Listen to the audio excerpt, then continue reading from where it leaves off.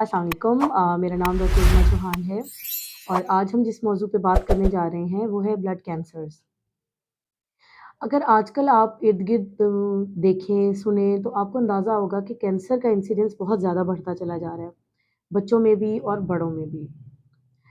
Cancer के बढ़ जाने की वजूहात में बहुत सारी चीज़ों का अमल दखल है, उसमें सबसे इम्पोर्टेंट चीज़ है रेडिएशंस। उसके बाद है एनवायरनमेंट का चेंज हो जाना। बहुत सारे एनवायरमेंटल फैक्टर्स हैं which can lead to development of the blood cancers. उसके अलावा खुराक में बहुत सारे कार्सिनोजेंस की प्रेज़ेंस, जैसे जो घी इस्तेमाल किया जाता है वो भी सबस्टैंडर्ड होता है, ठीक है? फूड कलर्स उनका बहुत बड़ा एसोसिएशन है। ये जो बिल्कुल लो क्वालिटी चॉकलेट्स होती हैं they can lead to cancer. यानी दूध जिन जिन केमिकल से दूध बनाया जाता है, जो दूध होता ही नहीं इटसेल्फ, सिर्फ़ केमिकल्स को मिला के उसे व्हाइट कलर की शक्ल देके उसको दूध बोला जाता है। उसकी कंज़म्पशन, मसाला जात, यानी ऑलमोस्ट आपके खाने में जितनी भी चीज़ें हैं, आप खाद स्प्रे ले लें, जिन सब्जियों पे खाद स्प्रे ज़्यादा की जाती है, उनकी कंज़म्पशन, ये सब चीज़ें रिस्पॉन्सिबल हैं आजकल के दौर में ब्लड कैंसर के फैल जाने की वजह से। आर्सेनिक का बहुत ज़्यादा होना, वो लोग जो पेट्रोल पंप्स पे काम करते हैं, पेट्रोलियम की मसनूआत डील करते हैं या रंग करने वाली फैक्ट्रीज़ में काम करते हैं, इन सब में बहुत ज़्यादा चांसेज़ होते हैं कि ये ब्लड कैंसर डेवलप कर जाएँगे। बच्चों में और तरह के ब्लड कैंसर्स होते हैं और बड़ों में और तरह के ब्लड कैंसर्स होते हैं। बच्चों में लिम्फोसाइट ज़्यादा होते हैं, बच्चों में लिम्फोसिटिक एक्टिविटी ज़्यादा होती है, तो यूजुअली बच्चों में जो ब्लड कैंसर्स होते हैं, वो एक्यूट लिम्फोब्लास्टिक कहलाते हैं, यानी कि कम ड्यूरेशन के होते हैं और लिम्फोसाइट्स में बढ़े हुए होते हैं, लिम्फोब्लास्ट बढ़े हुए होते हैं। जो अडल्ट एज है लाइक 25 से 30 साल, 35 साल, 40 साल की उम्र में, उसमें व्हाइट सेल लिम्फोसाइट्स के अलावा जो माइलॉइड सेल हम उसे बोलते हैं मेडिकल की टर्मिनोलॉजी में, उस तरह के कैंसर्स बढ़ जाते हैं। कुछ कैंसर की टाइप्स ऐसी हैं जो बुढ़ापे के साथ एसोसिएटेड हैं। कुछ ब्लड कैंसर्स ऐसे हैं जिनमें गिलड़ की बीमारियाँ हो जाएँगी, लिम्फ नोड्स सूजना शुरू हो जाएँगे, तिल्ली बहुत ज़्यादा बढ़ जाएगी, जिगर बहुत ज़्यादा बढ़ जाएगा उस ब्लड कैंसर की वजह से। तो जिस तरह कैंसर की अक़साम अलग हैं, तो कैंसर की वजूहात और अलामात भी बिल्कुल अलग-अलग हैं। लेकिन जब आप इन जनरल बात करें कि किसी छोटी उम्र वाले को या दरमियानी उम्र में या किसी बुज़ुर्ग को जब भी कैंसर डेवलप होगा, तो कुछ चीज़ें तो कॉमन होंगी उनके अंदर। कॉमन चीज़ें क्या होंगी कि आप ये अंदाज़ा लगाएँ कि इसका मतलब है कि बोन मैरो नॉर्मल सेल्स नहीं बना रहा। जो नॉर्मल सेल्स नहीं बनेंगे, रेड सेल्स कम होंगे तो खून की कमी की अलामात आएँगी, एनीमिया की अलामात आना शुरू हो जाएँगी।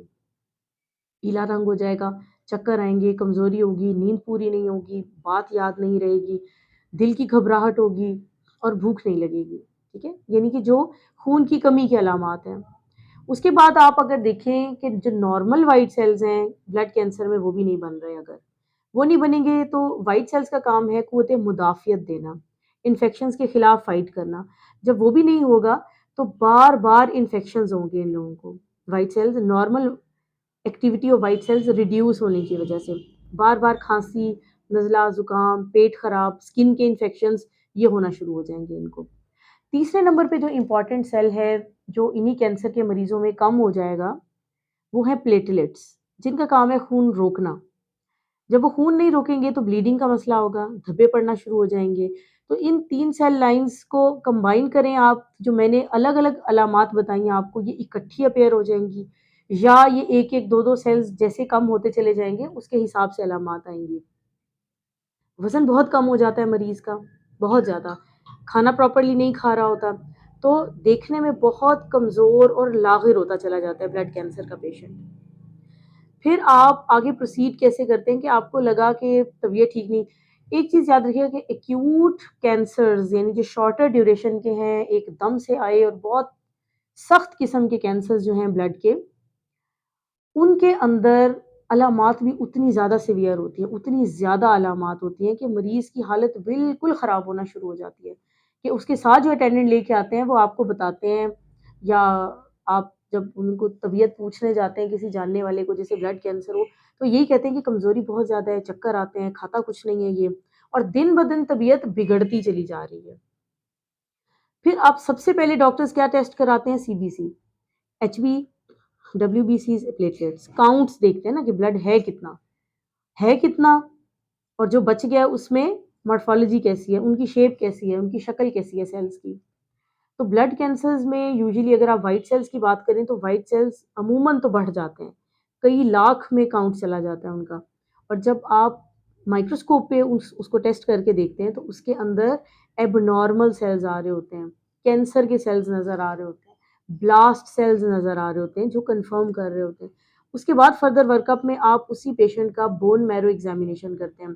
अच्छा, बोन मैरो के लिए तफसील आप जानना चाहें तो हमारी एक वीडियो ऑलरेडी अवेलेबल है कि बोन मैरो का तरीका, आलात और कैसे निकाला जाता है, ठीक है? तो आप इसी के कनेक्शन में वो वीडियो भी देख सकते हैं, कि बोन मैरो कैसे निकाला जाता है। बोन मैरो का टेस्ट करते हैं, साथ ही एक बोन का पीस भी लेते हैं। उसको टेस्ट करने के बाद और उसपे डिफरेंट साइटोकेमिकल स्टेन्स डाल के, केमिकल्स के साथ, फिर आप कन्फर्म कर लेते हैं कि ब्लड कैंसर की कौन-सी किस्म है ये। क्योंकि हर किस्म के ब्लड कैंसर की ट्रीटमेंट बिल्कुल डिफरेंट है।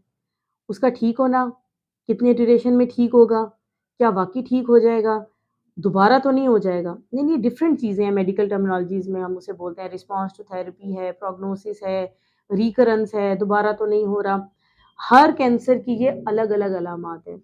बोन मैरो के बाद एक और इम्पोर्टेंट चीज़ है जीन्स की स्टडी, साइटोजेनेटिक्स करके देखते हैं हम।